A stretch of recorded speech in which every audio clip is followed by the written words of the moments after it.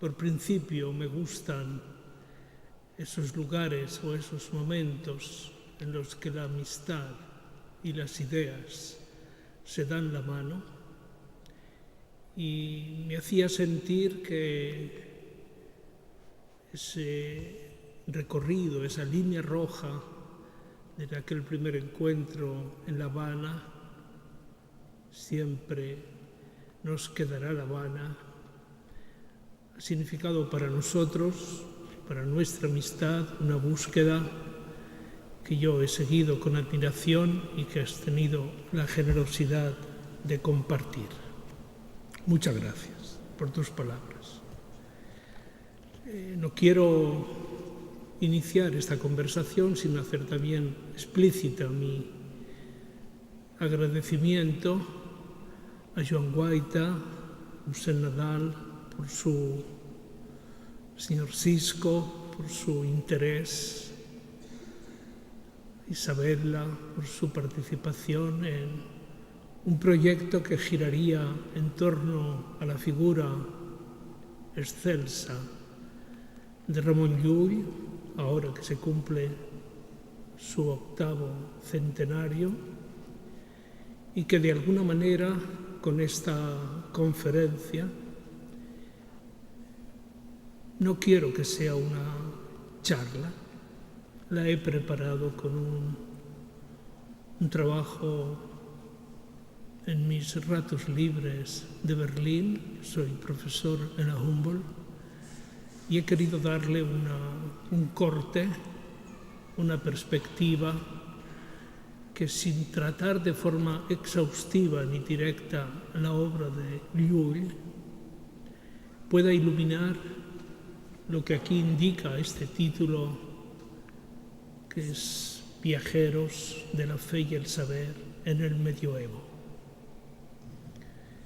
Nunca he tenido la oportunidad de hablar en un escenario como este y me siento, no digo intimidado, pero sí como expuesto a una nueva forma de curiosidad. Intentaré que en el recorrido que les proponga las cuestiones principales queden como anotadas en ese bloc notes que cada uno lleva acerca de aquellos temas que más ama o más le preocupan. El punto de partida,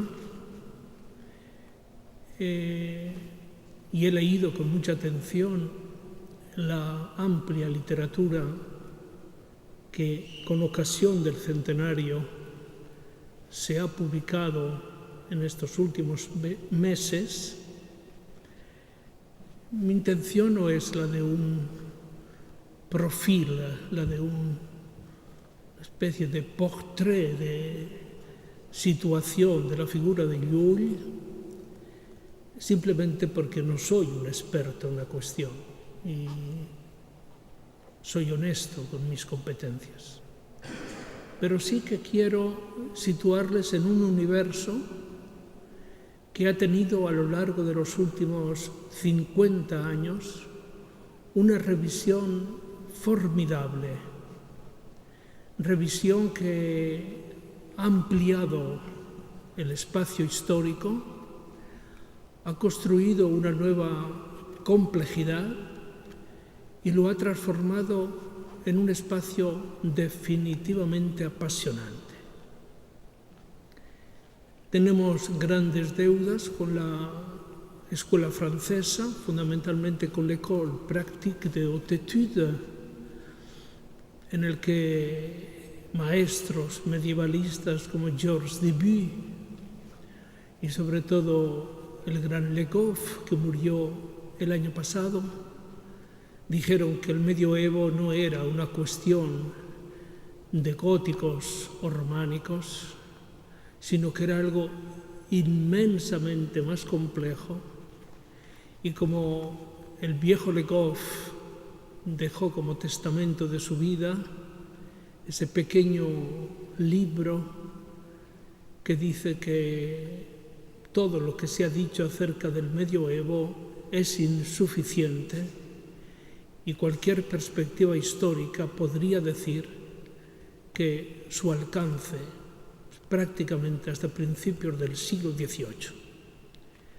Un mundo, civilización más que mundo, que recorre con una generosidad inmensamente lúcida todos aquellos pilares que definen el mundo de la fe y el mundo del saber. Fe y saber, saber y fe, que en el caso de Ramon Llull convergen de una manera ejemplar y postulan para la tradición que le sucede todo un horizonte de estilos de pensamiento y de escritura. Hoy se podría decir que a los, llamaremos ya horizontes que se han publicado en torno a la escuela francesa, lo que aparece en este momento en las universidades británicas son materiales fundamentales. Acaba de aparecer un gran trabajo sobre lo que podría llamarse la cartographie de l'Église, la cartografía de la Iglesia, es decir, cómo desde el mundo romano se van organizando los territorios diocesanos, las diócesis, y van construyéndose sobre un mapa político en algún momento no independiente, sino articulado, los privilegios de una Iglesia que fundamentalmente ha articulado la estructura social, comunitaria de muchos tiempos modernos.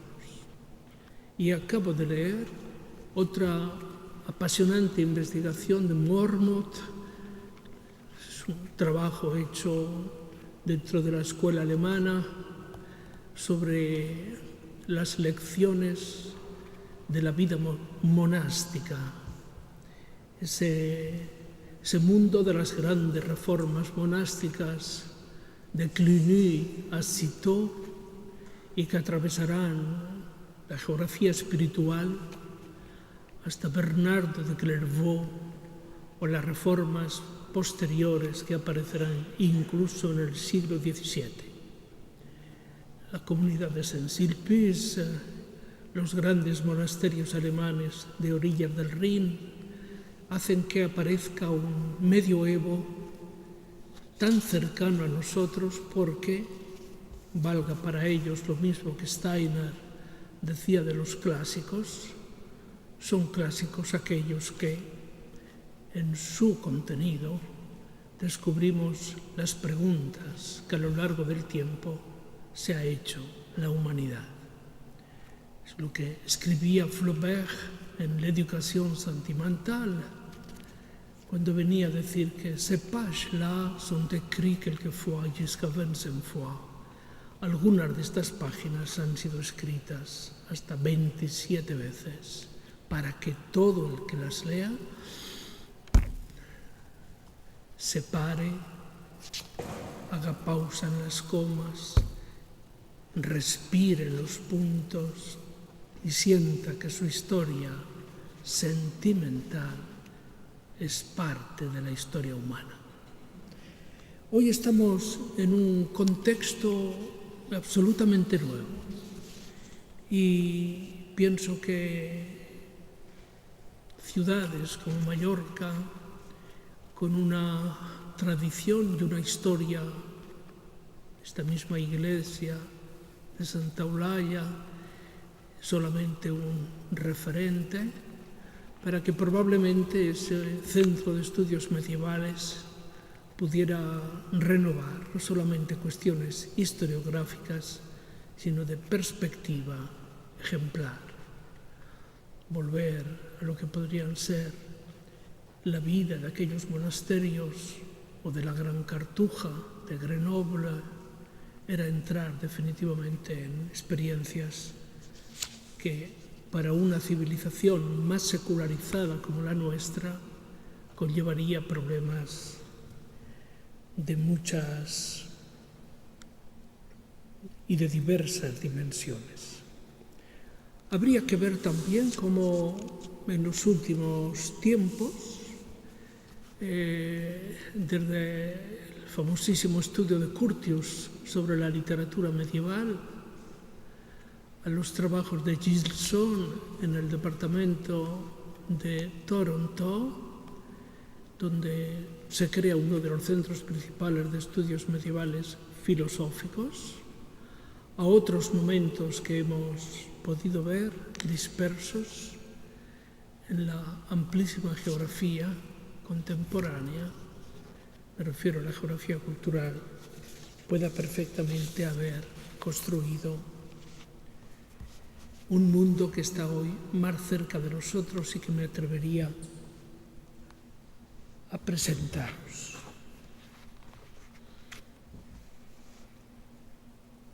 He trabajado unas horas también, unos días, unas tardes, en la Bibliothèque Nationale de France, en París, buscando cómo, no en el siglo XIII, sino incluso en 1450, os presento una ilustración de un libro de horas británico, el famoso libro de Ahun, que pertenece a los archivos de la Bibliothèque Nationale de France. El medioevo está construido sobre unas certidumbres religiosas. Una cosa serán aquellas disertaciones que tenían por objeto el debate, y otros serán aquellas ideas que se mantendrán más allá de la polémica y de la disquisición teológica o filosófica. Esta imagen de 1479 de un libro de horas británico representa el universo, mundo, pero construido como metáfora del paraíso. Una ilusión coronado por aquella arquitectura dorada. Es muy interesante que observéis esto. Ahora tenéis la oportunidad, si fuera el caso, hasta me encantaría acompañaros a visitar la exposición del Bosco en el Prado. Las arquitecturas flamencas, todas aparecen pintadas, representadas a través de ese azul del vidrio o del cristal. Y como sabéis bien, en la tradición del color, el azul es el color de la distancia. Los dorados son siempre bizantinos. Nos acercan a otro mundo que tras la caída de Constantinopla se depositaron en esa suerte de espacio religioso que son los iconos de las iglesias ortodoxas. Los cuatro ríos en una especie de axe, y luego ese planeta Tierra marcado por los ítems que son no otros que aquellas iglesias y aquellos monasterios. Era el ejemplo de un mundo cristianizado. Y los elementos que podéis ver más en detalle recorren tanto iglesias como construcciones civiles, como monasterios, siempre iluminando en un ocaso o atardecer esa especie de dorado vespertino que en este maravilloso libro de horas aún podéis vosotros considerar. Son siglos marcados fundamentalmente por los viajeros. Hoy se habla de un nomadismo cosmopolita. Somos unos y otros parte de ese colectivo de nuevos nómadas. Nómadas que se sitúan en los afueras de la historia. Lo recorren y buscan sus escenarios como en los vídeos de Bernardí caminando por arenas del Senegal. Aquí, esos viajes tienen rutas. Aparece un mundo de viajeros. Esto es muy importante. Se darán acontecimientos diferentes. En primer lugar, es que Llull es un viajero excepcional. Si te dijera cómo he recogido las rutas de sus viajes cuando pensábamos situar las direcciones de sus viajes, se muestra como un ansioso viajero. Este es iba a decir, guía de viajes avant la lettre, desde Londres a Jerusalén. Los caminos van por aquí, van por allá. Aparecen los destinos religiosos, los destinos de la peregrinación. Y los extremos de Occidente están como centrados en dos lugares de culto.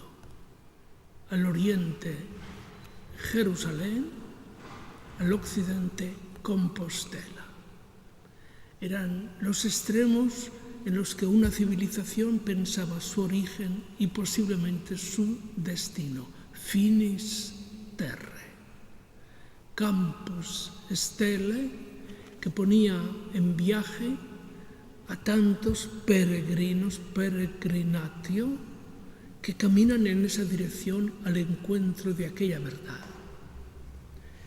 Es muy importante que Jerusalén, además de ser la ruta de los viajeros peregrinos, será la ruta de los cruzados. La historia de las cruzadas es una de las historias más excepcionales que podáis imaginar. Una, otra, hasta 12 grandes cruzadas en la historiografía temática de estos acontecimientos. Viajan a liberar los territorios sagrados, santos, tierra santa, de la ocupación. ¿De qué ocupación hablamos? Son tierras invadidas más que ocupadas, poseídas más que ocupadas, y aparecerá en el escenario geopolítico de aquellos siglos esa figura excepcional que se llamará el mundo islámico, que en aquel momento va el campo semántico que se aplica a lo islámico, es muchísimo más rico, con más variantes, y que aparecerán fundamentalmente articuladas al llamado mundo otomano. Hay que tener en cuenta que Jerusalén, liberada en algún momento por las órdenes religiosas y por las tropas europeas, en aquel momento se produce una especie de comunidad política. Algunas tardes he frecuentado muchos septiembres. He ido a finales de mes a la abadía más importante de Francia, que es la de Fontevraud, unos kilómetros de Nantes. Fontevraud no solamente es la gran abadía, sino que además la revolución la incauta, la expropia, y es objeto de, hasta que hoy, por ejemplo, es uno de los grandes centros medievales. Me llamaba la atención algún sábado ver por el segundo claustro un pequeño desfile de luces y antorchas, caballeros vestidos de blanco con la cruz roja sobre el pecho, desfilar. ¿Hacia dónde? ¿Con qué motivo? Iban a velar aquella noche la tumba de Ricardo Corazón de León. Aristócratas católicos británicos atravesaban el canal y velaban por la noche la tumba de Ricardo Corazón de León, muerto en Fontainebleau al regreso de la cruzada. Estos viajes que inspiran direcciones contrapuestas. Hoy un pequeño trabajo de lectura de las, llamaremos, fondos ilustrados del siglo XIV, nos ponen ante la evidencia de una historia maravillosa. Esta es y pertenece a Jean de Mandeville, el gran viajero, a su llegada a Constantinopla. Pertenece a la London British Library. Mandeville, que pasará a ser uno de los primeros narradores, los grandes viajeros como Marco Polo, como Ibn Battuta, como los de ultramar, las crónicas de viajes, pero también los de Vasco da Gama, los relatos de Magallanes, componen un corpus de lecturas de ultramar, como los de Clavijo, llegando a la corte del gran Tamerlán en Samarcanda. He hecho muy recientemente viaje de 4 semanas a pie prácticamente, desde Jiva a Bujara, a Samarcanda hasta el gran zoco de Kashgar en China recorriendo. Y para una persona de formación histórica como yo soy, está aquí mi amigo Gabriel Amengual, pero yo me reconozco fundamentalmente historiador, era fascinante ver cómo aquellos nombres que siempre habían pertenecido a la fantasía pasaban a ser nombres de historia. Esa llegada a Constantinopla, que pone en juego algo que es algo más que maravilloso. Y vosotros os podéis enorgullecer de pertenecer a una tradición de escuelas cartográficas como es la escuela de cartógrafos mallorquines, los Creixens, y que van a servir precisamente esos portulanos que dibujarán de una forma a veces de fantasía. La prueba y la verificación cartográfica nacerá un poco más tarde, ya en el siglo XIV, en uno de los escenarios más impresionantemente atractivos, como es el Arsenal veneciano. Un gran trabajo de Severini ha mostrado en un diccionario científico que el 86% de los términos científicos de la época moderna nacieron en el Arsenal de Venecia. La Serenísima, que ya era a la sazón un emporio comercial, que había mandado a uno de sus mejores pintores, a Giovanni Bellini, a Constantinopla para que hiciera el retrato del gran sultán Mehmed II Fatih, el conquistador, que conquista Constantinopla y pasa a nombrarse ya Istambul en 1452. Y aquel sultán melancólico es coronado por las 4 coronas, diciendo que era en aquel momento la figura política más importante de la tierra.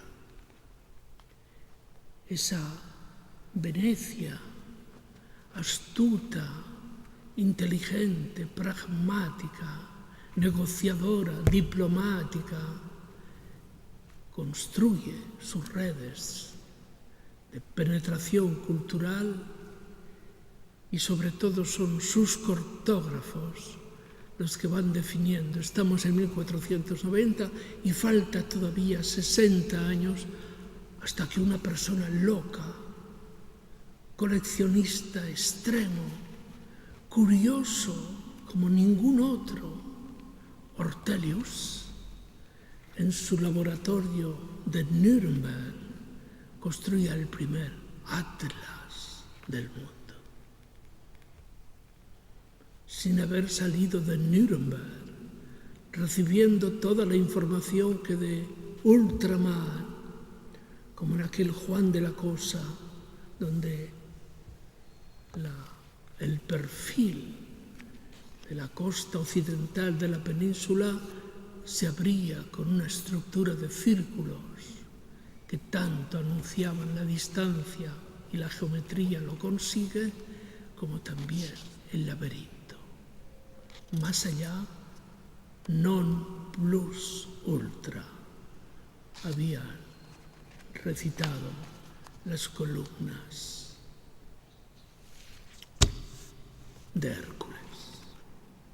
Aquí tenemos un mapa cuyo original pertenece a la Biblioteca Nacional de París y que es un material interesantísimo porque está sugiriendo, me he permitido esta disposición porque es con la que se expone el material, pero las ciudades aparecerán después, ese eje extraordinario que va desde Alejandría, desde el Egipto helénico, helenista, hasta el gran reino de Abomey.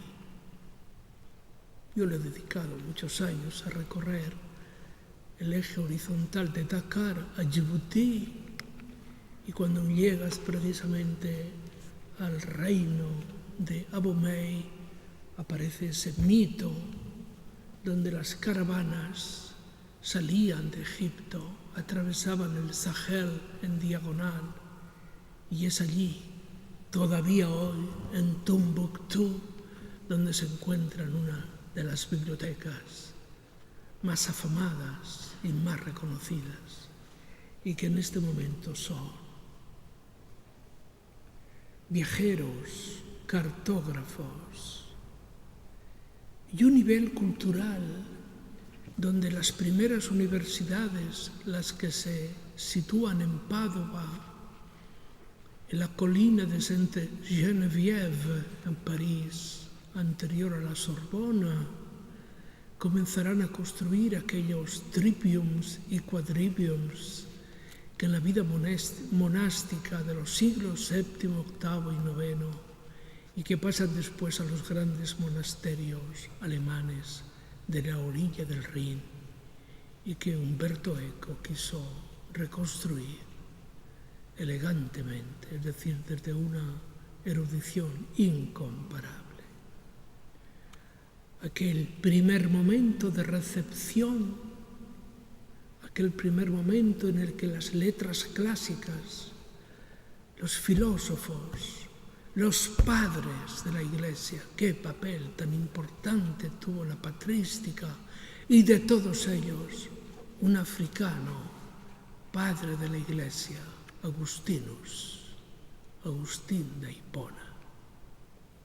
Tomás, el más brillante de los exégetas, me refiero a Tomás de Aquino, permanentemente hará un contrapunteo de opiniones, que en este caso serían pruebas retóricas, para llegar después a fijar el juicio de San Agustín. Nadie iluminó con tanta fuerza la cultura medieval como Agustinus. Él impondría aquel principio de un mundo interior,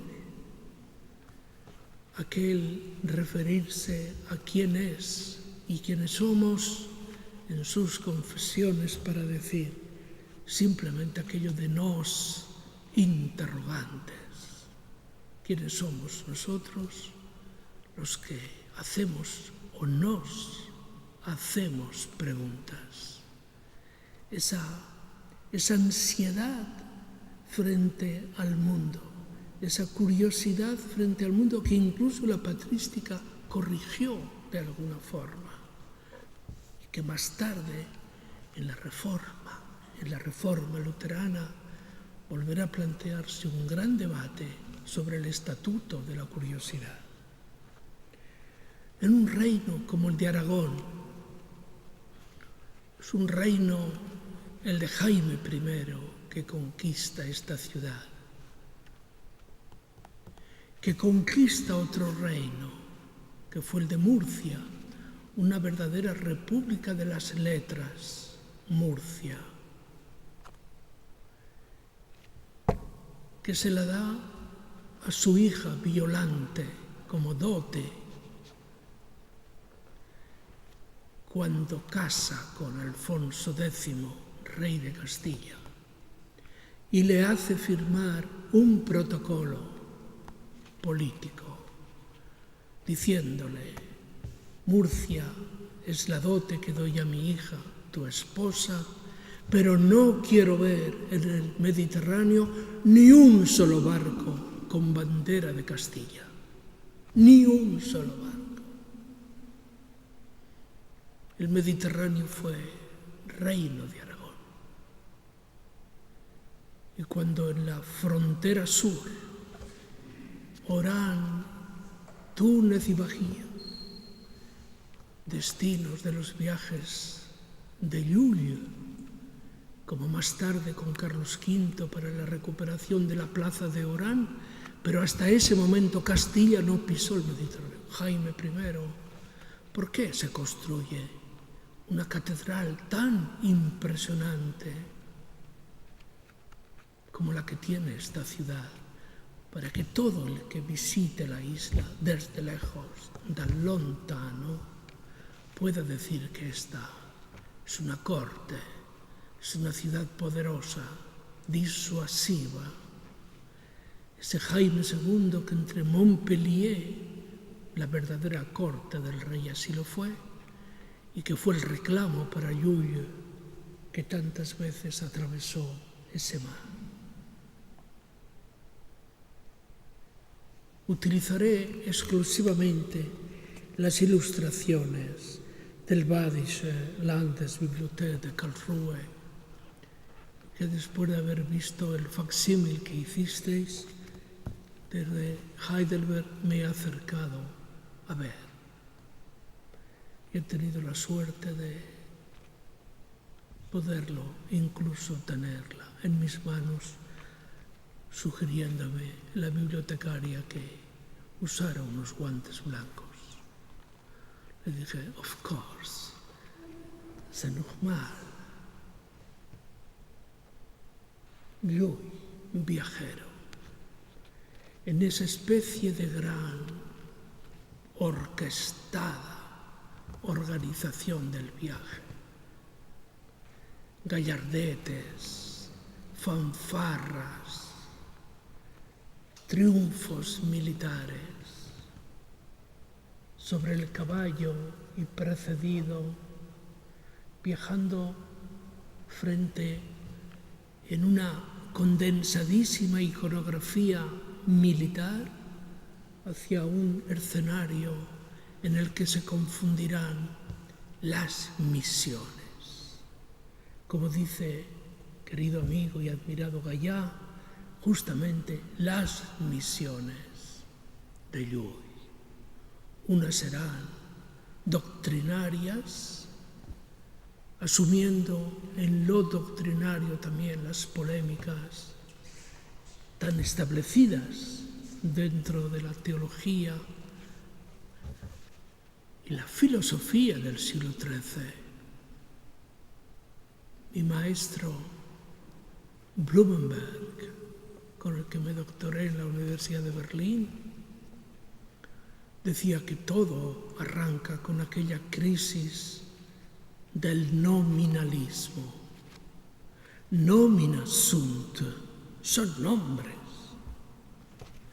Eso de son nombres producía una reacción terriblemente antiaristotélica, donde el principio de ousia, de realidad, era indiscutible. Y sin embargo, Ockham, nomina sunt, introducía la primera gran herida en el realismo medieval, de herencia aristotélica, ahora que se cumple, contabilidades no son exactas, el 25 centenario de la muerte de Aristóteles. Esas misiones serán teológicas, serán diplomáticas, serán de conversión, como los viajes a Túnez, o como él mismo nos contará en el maravilloso texto al que tenemos siempre que volver, este apunte biográfico de la vida coetánea que escribe con motivo del viaje al Concilio de Viena, un concilio fundamental al que asiste como delegado. Ya estamos en los años casi próximos a su muerte, morirá en el 16, y el Concilio de Viena es del 11, donde, comisionado también por el rey Jaime II, asistirá.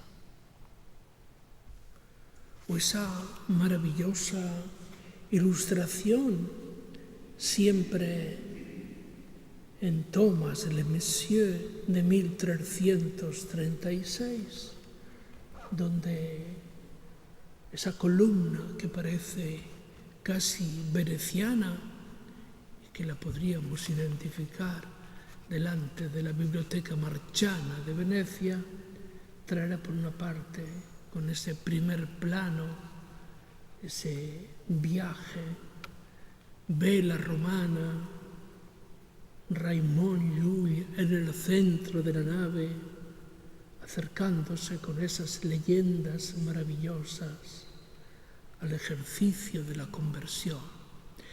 Llull, lo he dicho en una conversación con mi amigo Sisco, comentábamos, lo hemos reiterado muchas veces con vosotros, todavía no ha sido reconocido como una figura fundamental del imaginario cultural medieval europeo. Es algo pendiente. Así Palacios, que he vuelto a leer, precisamente para demostrar cómo las fuentes de la comedia, las fuentes de la Divina Comedia, del Dante, debían tanto a las fuentes islámicas que le habían llegado a través de Llull. Llull es el primer cosmopolita, es el primer políglota del tiempo, es el que escucha y el que habla, el que mira, el que pasa de las arduas polémicas filosóficas a las mediaciones teológicas, a los libros de doctrina, incluso a la lírica. Esa tesis formidable que es, y el acierto de haber hecho como homenaje este énfasis en las obras que artistas diferentes habéis realizado.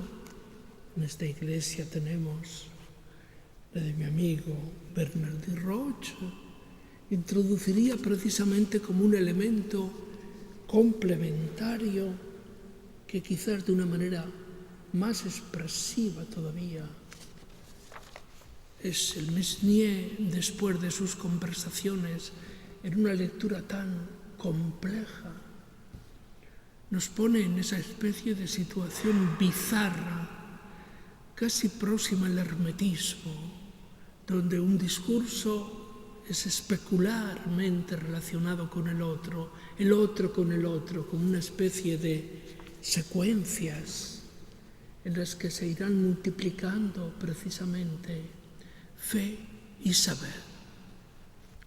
Quisiera, en este caso, digamos, no lo consideren intencionado, querría situar esta figura en el contexto de un mapa intelectual del siglo XIII y del principio del siglo XIV. Y como Llull es, por razones que resultan ya obvias para todos nosotros, y con carácter excepcional, la figura más importante de la cultura europea e hispana. Las apropiaciones que se han hecho han sido tímidas, insuficientes, y era necesario construir una especie de gran plataforma de lecturas, de versiones, de simposia, de relaciones intelectuales, donde ese mundo comienza a tener precisamente consecuencias fantásticas.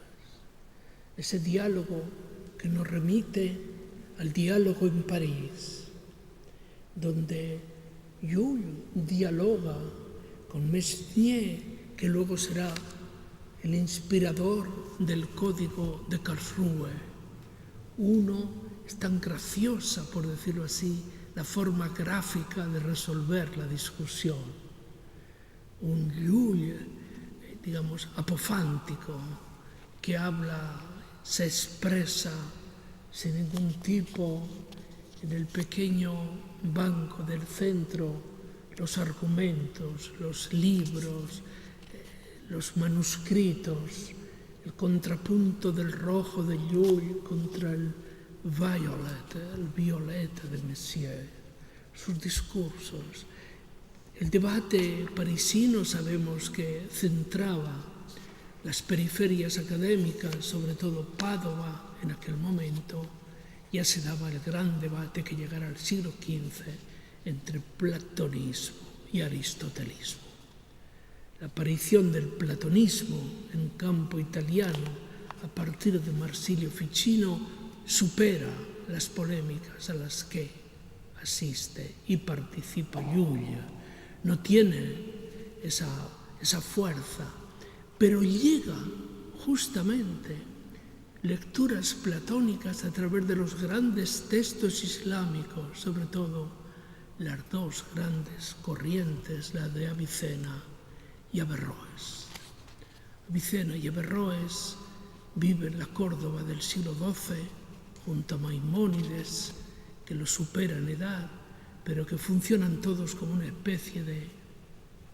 Es muy importante tener esto en cuenta, pero en el siglo XI las dos ciudades más importantes del mundo eran las dos capitales de los sendos califatos.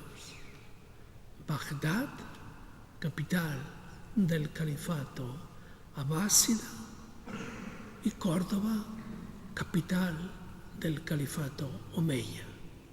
Nosotros nos saltamos estas circunstancias. No, es un flaco servicio el que hacemos a la lectura histórica. La historia fue así. Pertenecimos a dos mundos y uno estaba todavía más cerca. Un debate que quisiera solamente para pasar a otros extremos, donde en esta maravillosa plancha del Ars Brevis produce una especie de desarrollo de una combinatoria que podría llegar incluso a esos momentos maravillosos del siglo, finales del XVII, principios del XVIII, que sería la obra de Leibniz y el cálculo infinitesimal. Yo tuve un atrevimiento. Lo hice pensando en que a Llull le hubiera gustado. Hace 3 años hice una exposición titulada El hilo de Ariadna, y en un pequeño espacio bajo de luz. En una pared estaban las piezas maravillosas de la serie de Lars, de Giulio, y enfrente a ellos estaban los dibujos a pluma hechos por Ramón y Cajal sobre el sistema nervioso central. Había una correspondencia impresionante. Lo vio el director de la Biblioteca Nacional de París y me dijo, me gustaría desarrollar este tema. Yo digo, sería un gran tema para la BNF. O finalmente, esta conversación con el rey de Francia,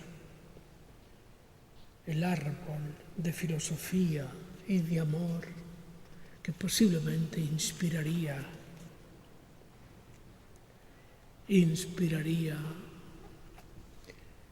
la poesía mística del siglo XV y del siglo XVI español.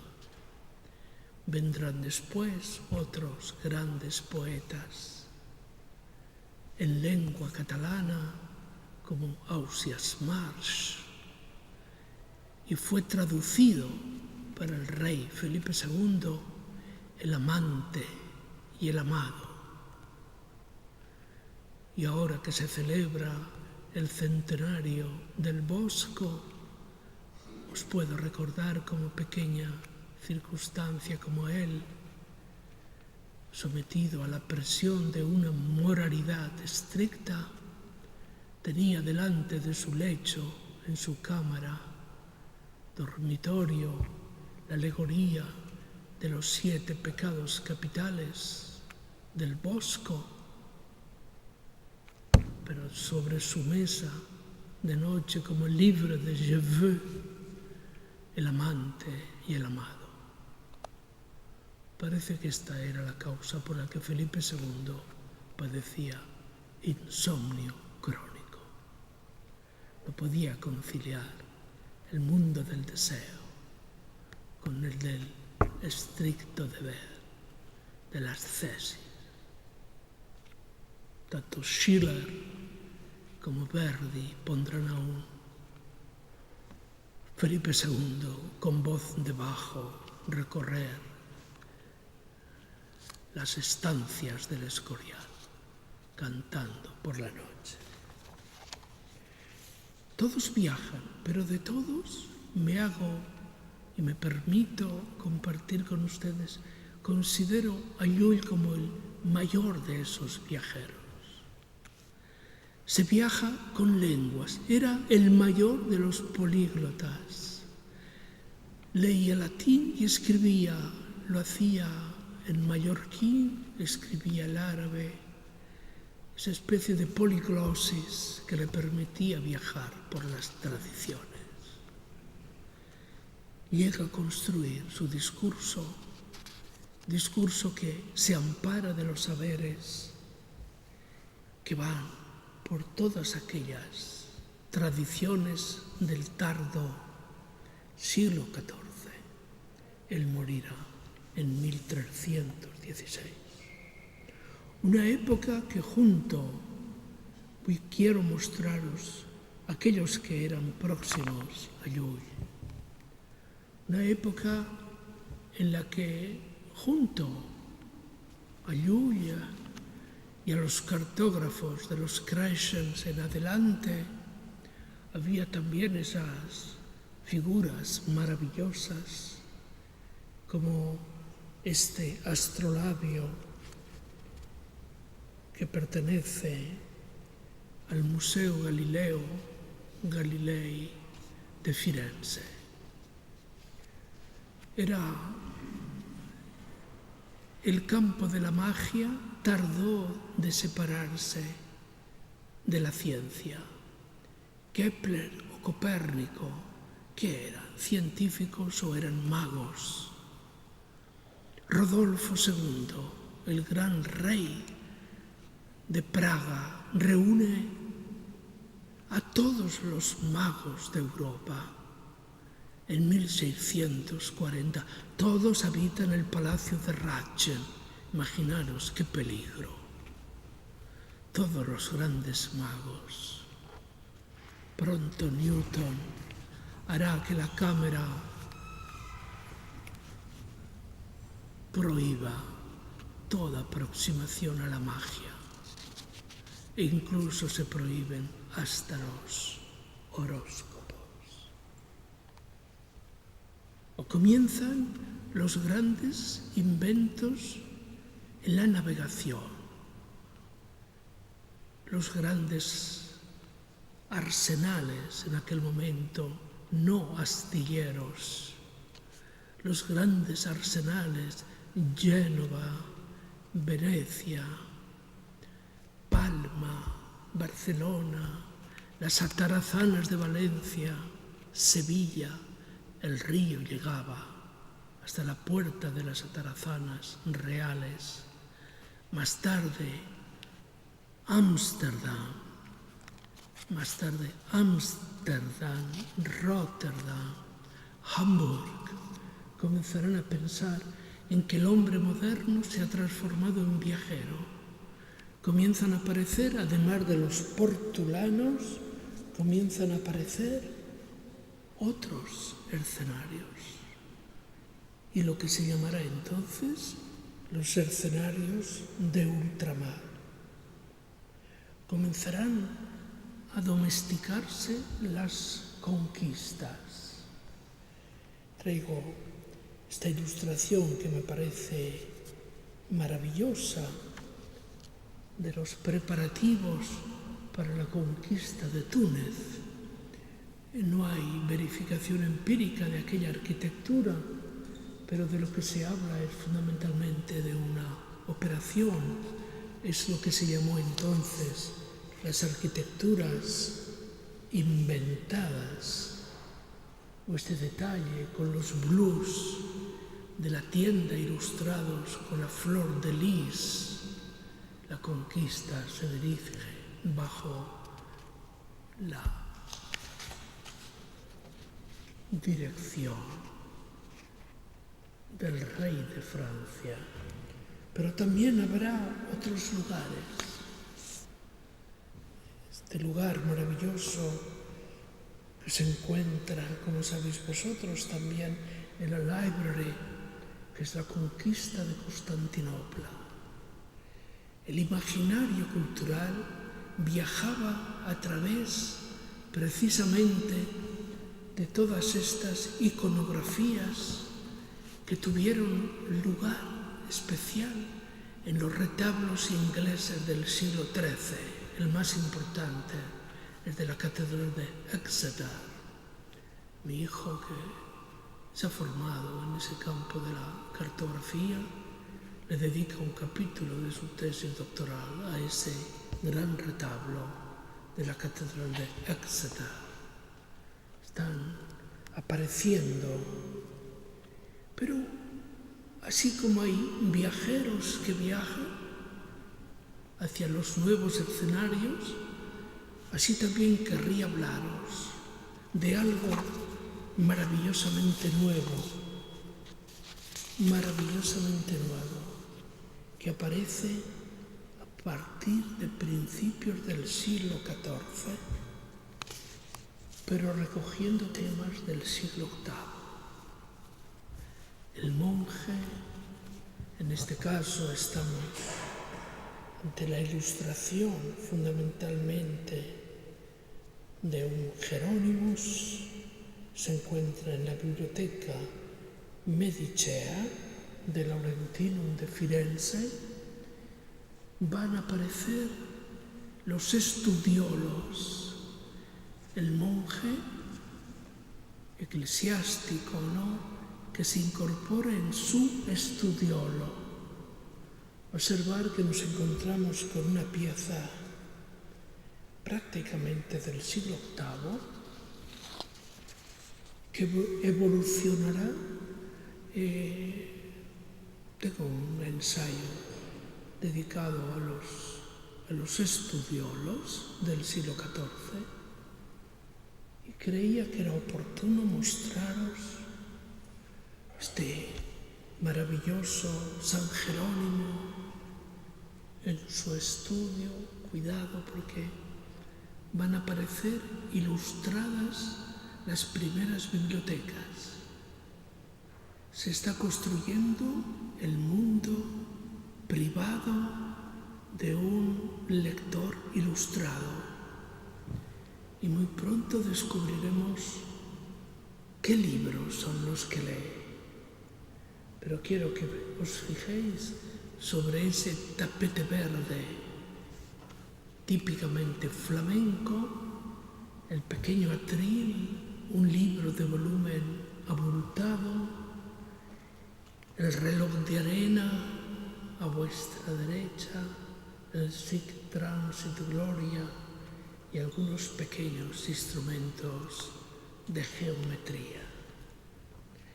Todo pasa hasta la llegada de una de las piezas de 1475 más hermosa que podáis contemplar. Tendréis que ir a la National Gallery de Londres y ver este maravilloso Antonello di Messina, San Jerónimo en su estudiolo. Es algo impresionantemente bello. En un espacio gótico, construido sobre un aposento interior de madera, San Jerónimo se dedica a la lectura.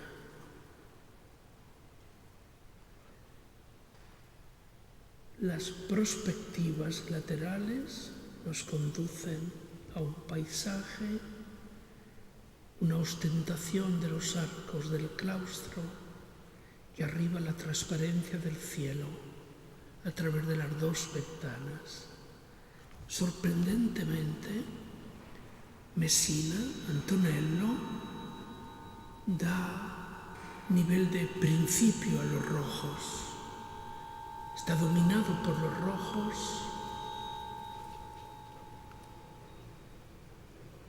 un rojo que, como sabéis, es el color que vibra más lentamente, y la atención la podéis aquí observar con más detalle. El blanco de su camisa, el carácter casi más de máxima atención, la serie de los libros. Ha aparecido el espacio interior, ha aparecido el espacio personal. La lectura es remitida precisamente a ese espacio, en una situación que podéis ahora ya hacer propia. Comienza a aparecer la vida del lector. Si algo resultaba ostensible en todas las iconografías de Messenier sobre Llull, era precisamente su trabajo oral, su predicación, su misión incluso. Aquí se produce el hacia adentro, es un viaje hacia el silencio. Como aparecerá más tarde, y quiero detenerme muy poco porque debo ir ya terminando, en este dibujo maravilloso, preparatorio para el gran oratorio Studiolo del Carpaccio, en Venecia, en la Chiesa degli Schiavoni. Y me gustaría que volvierais a visitar vuestro próximo viaje a Venecia. Tras este dibujo Los tonos han aparecido extrañamente como con un pigmento excesivamente falso, pero donde por primera vez el oratorio del Carpaccio, estamos ante un San Agustín, aparecerá él atento a una ventana que os mostraré a continuación, la figura que es capilla y que es altar, y está la cena de la izquierda, donde se reúnen todos los instrumentos de la astronomía. Cuidado, el trivium y quadrivium comenzaba a interpretarse en 1470.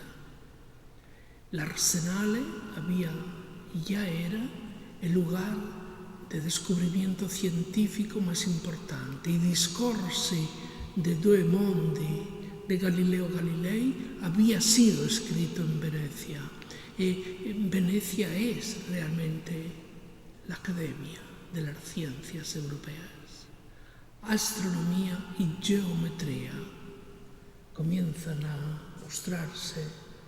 Aquí a vuestra izquierda, creo que os presento ahora su biblioteca. Me emociona ver siempre.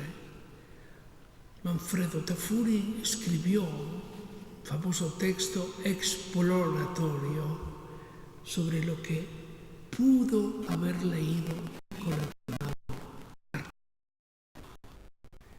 Es en ese momento en el que las lecturas son plurales. Los 16 dibujos que hace Michelangelo para poder llegar a un crocefisso que nunca pintó y que yo me atrevo a decir que todo el arte moderno gira en torno a una obra que nunca fue ejecutada y que hoy pertenecen a las grandes colecciones del mundo. Si vais a Oxford, a la Schmoller, veréis que el cuerpo de Cristo lo convierte casi en serpiente y con la punta del carbón hiere el papel, de forma que cuando lo ves a contraluz ves perfectamente la herida, que era no la del papel, sino la del cuerpo de Jesús en el momento final. Aparecerán esa alacena que está convertida prácticamente en instrumentos geométricos. Aparecerán las primeras esferas, los primeros astrolabios. Aparecerá todo aquello que, como dice Sumtor, harán posible la medida del mundo. En aquel momento estamos, un libro bellísimo de Sumtor, que murió en Toronto. Tuve la ocasión de conocerlo y que os aconsejo, se lo hago leer por principio a todos mis alumnos y todos quedan fascinados. O este Agustín, absorto precisamente por esa medida del mundo, una medida que tiene en las estructuras helicoidales. Estamos sugiriendo que hubiera sido de Llull de haber transitado por ese siglo XIV, si aquella generosidad intelectual que le caracterizó en su siglo hasta 1316 desbordó las tradiciones y le permitió construir una especie de canon informal de aquellos saberes y de su apertura, esa perspectiva que el veneciano Carpaccio, Vittore Carpaccio, introduce en la perspectiva de la helicoidal que aparece en todos los interiores, como este otro del Carpaccio, irán apareciendo en la vida doméstica, siempre señalados por algunos libros. Pero ha sido quizás un atrevimiento, pero lo hago como un homenaje a Llull, porque nadie como él. Los grandes textos de Tomás de Aquino, que todos hemos estudiado, el De Veritate, la Summa, pero también el Contra Gentiles. Esos textos que llevarían después. Voy a estar dentro de 2 semanas, iré a trabajar en un campo de refugiados griego y quiero entrar en Grecia, esta vez no por Atenas, sino por Tesalónica. La carta de Pablo a tesalonicenses, no tanto la carta a Romanos, de las que de Karl Barth a Bauman ha habido tanto y se ha escrito tanto, sino a Tesalónica. Allí vive la comunidad sefardí más importante del Mediterráneo. Un personaje que adoro. Se llama Giorgione. Nació en una pequeña ciudad que se llama Castelfranco. Y os voy a mostrar algo excepcional.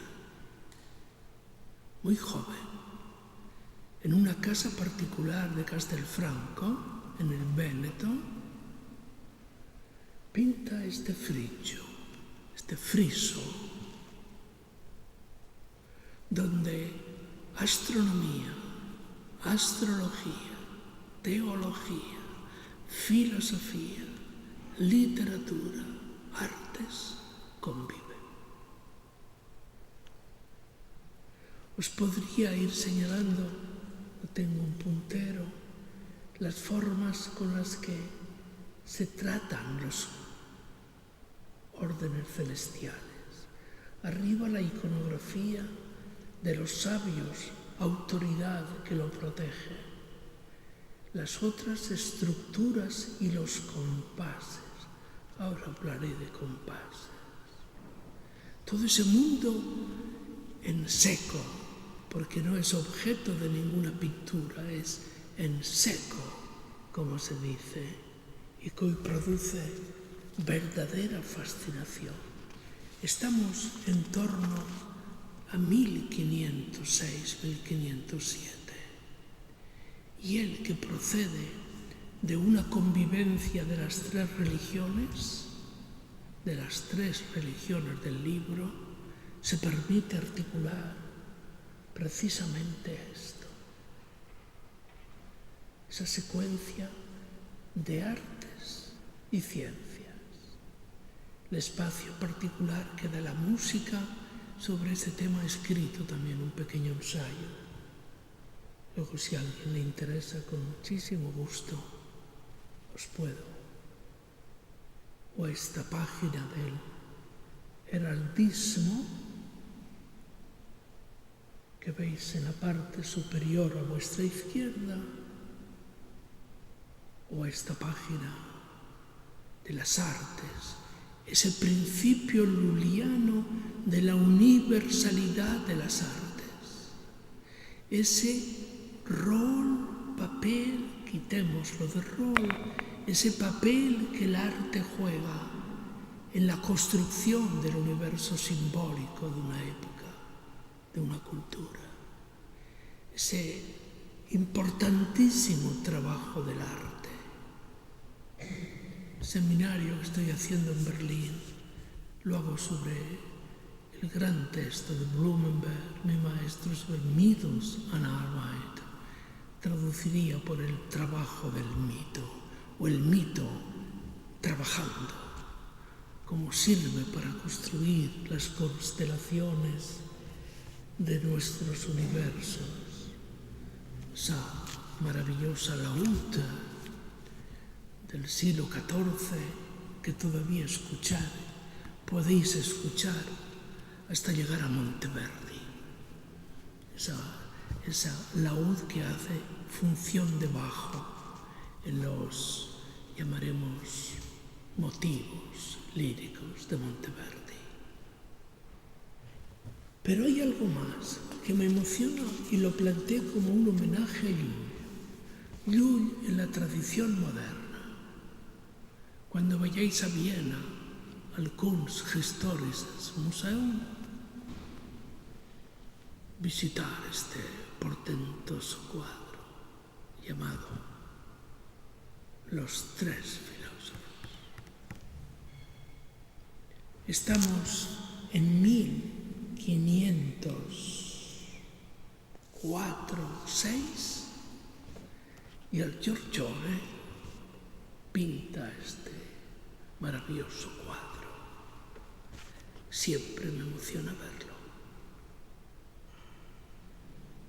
He dicho i tre filosofi y ustedes ya habrán pensado y dicen, creo que son solo dos.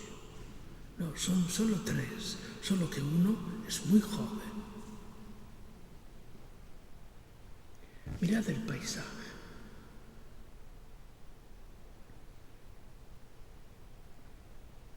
Es como si de nuevo volviera a reunir las tres religiones, volviera a crear esa autoridad del mundo oriental, del mundo clásico, que en este caso es hebreo, y os contaré por qué, y el nuevo filósofo, que es el joven renacentista. Mirad ese filósofo oriental. Nada en las manos. Su cultura es oral. Narra, como narraba Sherazade en las noches largas del sultán. Es toda la tradición oral, asociada en este caso, que no en vano ocupa el centro. Me emocionan en las ilustraciones de Messiaen cómo aparece siempre esos bucles de texto. Es como si la pulsión lulliana le llevara a multiplicar sus palabras, sus discursos. Mirad, casi la melancolía de los sujetos orientales. Estamos ante un rojo. He protestado tantas veces cuando en el Louvre la gente hace casi cola para llegar a ver la Gioconda.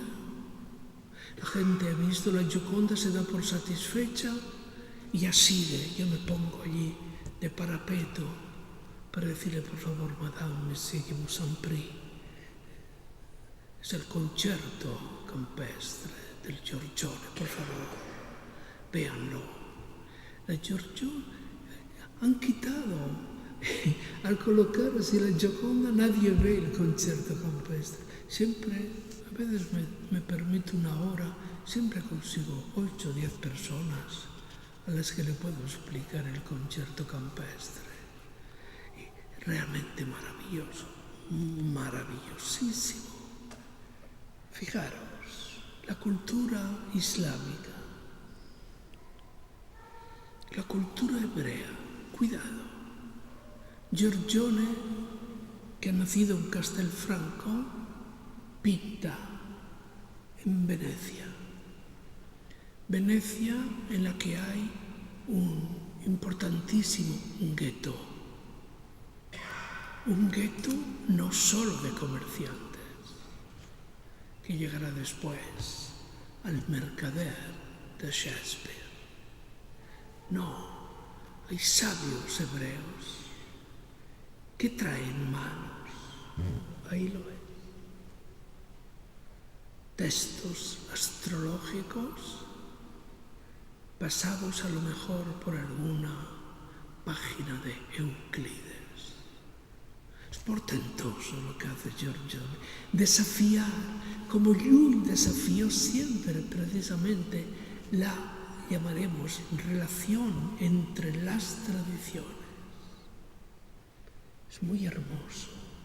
Este sabio, su propia toga, es una toga hebrea, y lo podríais encontrar paseando por el gueto veneciano. Queda nuestro tercer filósofo, que es él. Este muchacho joven, que de alguna forma da la espalda a la tradición y que se ocupa de observar. Ha nacido esa nueva dimensión del conocimiento que es de observation, la observación, pero en su mano, crispada, por cierto, aparece el compás, el famoso compás, il compasso da dividere, y está allí tomando medidas. Hay un cambio epistemológico, hay un cambio en el imaginario. Todavía Kepler, gran matemático, pero no geómetra, como dice Blumenberg, volverá a pensar las relaciones, pero no las podrá medir. Habrá que esperar a Galileo. Pero este nuevo filósofo es el que se asombra, su cara es de asombro. Los tres conviven. Cada vez estaremos más cerca de este tercer filósofo, pero en el escenario cultural nos seguirán visitando las tradiciones antiguas. Por primera vez, en 1495, otro monje, Luca Pacioli, que lo conocéis, che scriverà il gran testo sobre el de Divina Proporzione, que será la base de los grandes textos sobre la prospectiva, iniciados ya por la escuela de Urbino, pintado por Jacopo de Barbari, cuadro que podéis ver en Capodimonte, en Nápoli. Ocupará el centro, su mano izquierda marcando unas páginas de Euclides, su página derecha un dibujo de un desarrollo del teorema de Euclides. En la parte extrema, la construcción de un artificio geométrico. Sobre la mesa, el famoso compás da dividere. Y arriba, como un homenaje platónico, esa esfera de cristal, que en su estructura reúne todos los posibles seres de la naturaleza. El teorema platónico hace que aquí aparezca justamente así, como un modelo platónico que lo une todo. Estamos dando un salto mágico. Apareció en la escena este viejo instrumento.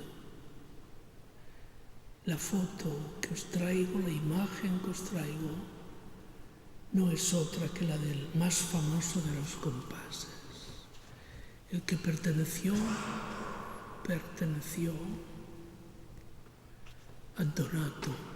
a Donato Bramante. Bramante trabaja 20 años con Leonardo. Supo de él lo que era la observación. Ninguna situación resultaba tan frenética como aquellas noches cuando, tras la muerte de un prisionero, un soldado le traía en secreto a Leonardo una pierna o un brazo de aquel prisionero muerto. Entraba en excitación máxima, biseccionaba un músculo tras otro, un tendón tras otro. Miguel Servet, 30 años después, elaborará la primera teoría de la circulación sanguínea. Pero Leonardo estaba preparado. Un día, en esas noches frenéticas, le dice a Bramante: Bramante, Donato, senti, tutto quello che potrai misurare lo conoscerai. E quello che non potrai misurare non lo conoscerai. Donato, estate atento. Todo aquello que puedas medir lo conocerás. Y lo que no puedas medir.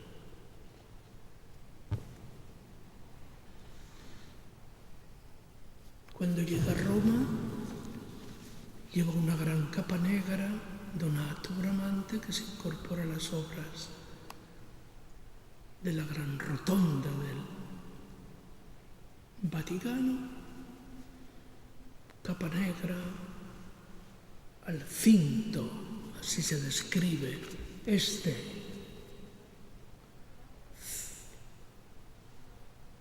cilindro de cuero, y en un portfolio probablemente el dibujo para San Pietro in Montorio.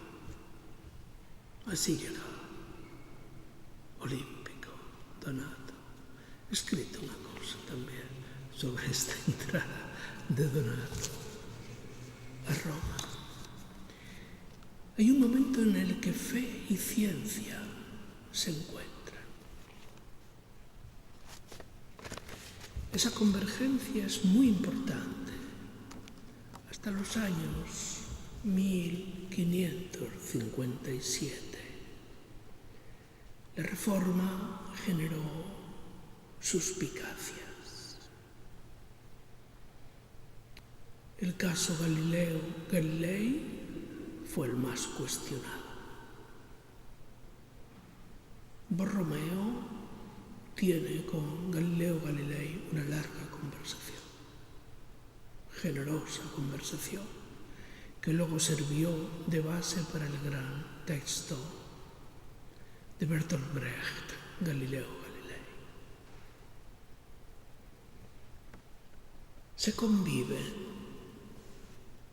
aparecerán, y termino porque no quiero llegar más allá de estas fechas, y entendan que todo esto es solamente un homenaje a Lurio, como en un momento determinado, cuando se aborda a través de un gran artista que fue Holbein el joven, invitado por su amigo Thomas More, canciller de Enrique VIII, al Palacio de Windsor para retratar al rey o para hacer este retrato. El famoso retrato de la National Gallery, Les Ambassadeurs, los embajadores. A vuestra derecha el obispo Túnez, a la izquierda el embajador de Francia en la corte británica. Curiosa construcción. Los globos terrestres ya entran en escena. A partir de 1600 hay una gran industria orientada a la producción de los globos terráqueos. Es tan hermosa la colección del Palazzo Ducale de Venecia en su primera planta. Esa relación entre la astronomía, la primera parte del intervalo entre los dos embajadores, y la música y un libro de poesía en la parte baja y la moralización de toda historia humana asociada por principio a la anamorfosis de la muerte que se representa aquí en su primera parte.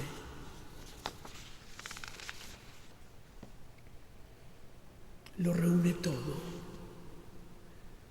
Aparece otro gran intelectual europeo, estoy terminando, también retratado por Holbein, que se llama, como sabéis, Erasmo de Rotterdam.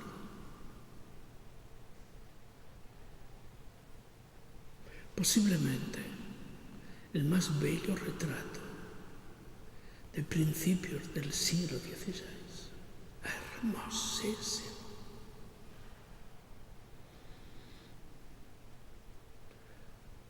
En primer lugar, la escala del retrato que ocupa prácticamente todo el espacio del cuadro.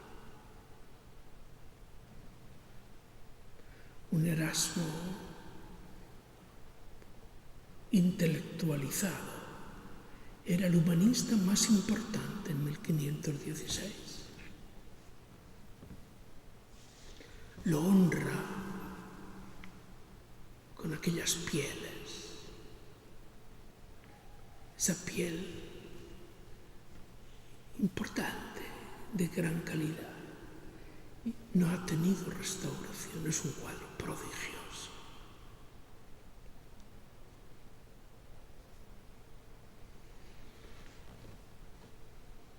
La toga, sus manos iluminadas. En el retrato hay una convención, se debe iluminar la cabeza y las manos. Si es artista, todavía más. Esas manos depositadas sobre un libro con guardas rojas, Heracleion, Ponoi, himnos griegos. Como un motivo casi ornamental, bellísimo, al fondo, tras el cortinón gris, sus otros libros. Y para dignificar todavía más esa columna ornamentada con su capitel, la columna de un color, el capitel dorado. No se ha podido. Holbein no pudo hacer más. Representaba él lo que podríamos llamar el modelo de humanista. Ha escrito un libro fundamental, Encomium Moriae, elogio de la locura.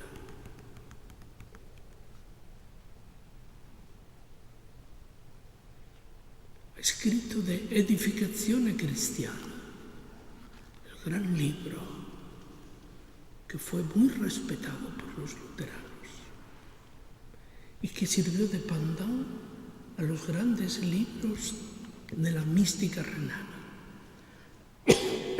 Entiende que es muy importante pasar de la mística a la doctrina.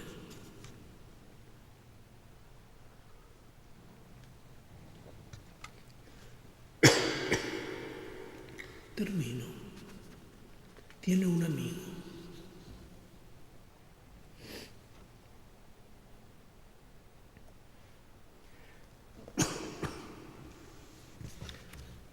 No me gusta el retrato que le hace a Thomas More y prefiero el dibujo.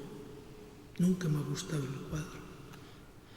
En el siglo XIX lo restauraron y cometieron un horror. También está en la National Gallery y lo podéis allí visitar.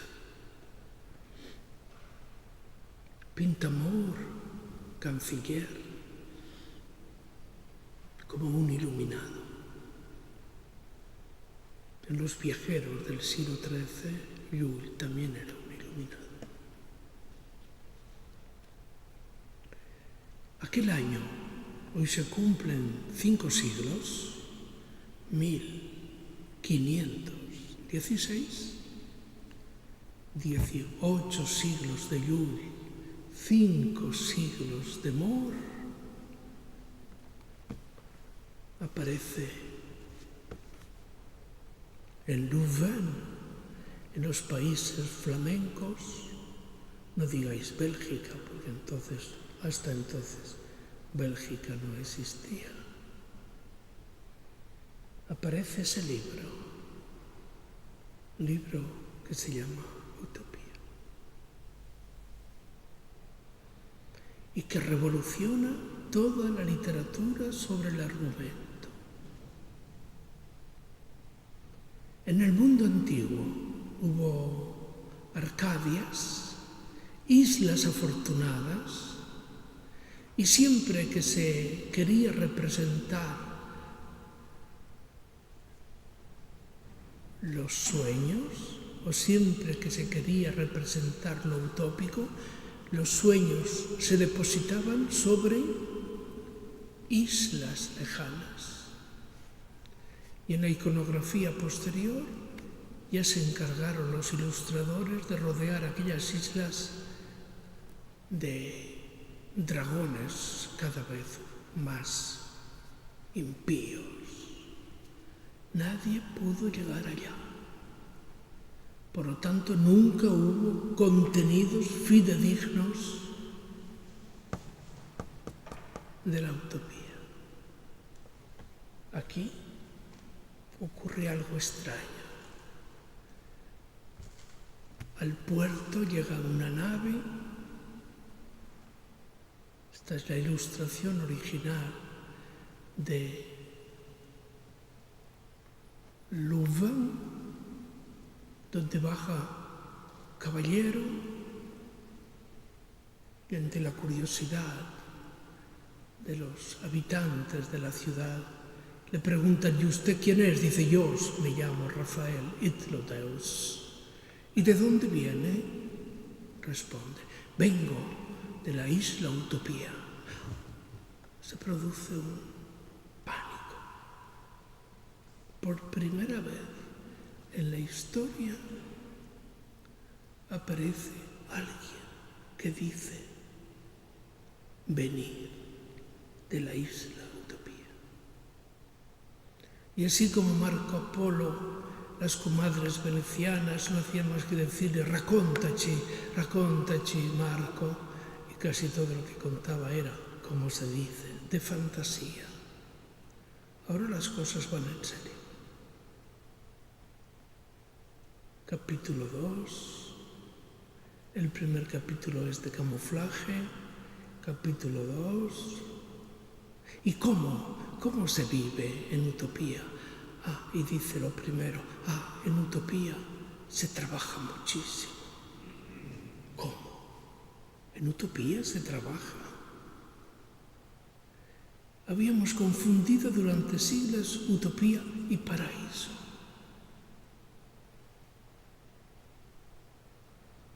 Terrible error. Se trabaja muchísimo. Yo mismo estoy aquí, pero se trabaja muchísimo. ¿Qué más? No hay propiedad privada. ¿Cómo?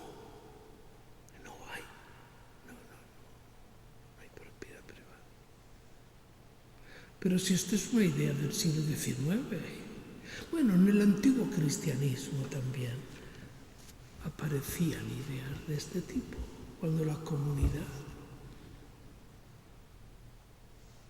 los hijos son de la comunidad, no de la familia. No siga, pues bastante hoy, no se ha puesto muy nervioso.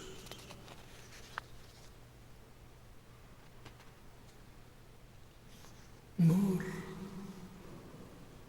toma el cuidado de dedicarle a Erasmo el libro Utopía.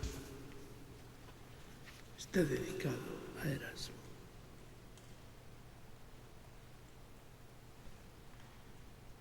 Posiblemente En 1475, en la British Library volvería a interesarnos la imagen con la que he comenzado esta conversación. Y que me permitan, si les digo que he calculado paso a paso en cuanto a los argumentos históricos y a la iconografía que he querido presentarles. Al final, el sueño de una tierra evangelizada, cristianizada, jugando ese papel que en el mapa de la ilustración del libro de horas de la colección aún es realmente portentoso. Cuando me he referido, y con esto termino, a Luglio, era precisamente por ver cómo en ese contexto tan complejo de tradiciones y de saberes, de misiones teológicas y de debates filosóficos, Llull jugó un papel absolutamente central.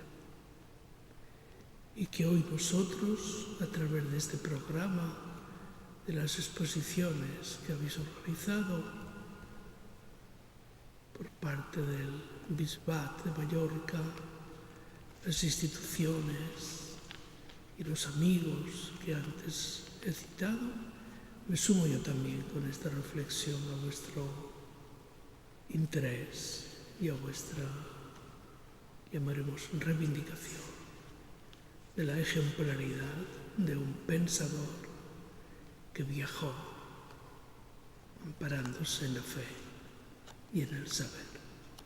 Muchas gracias.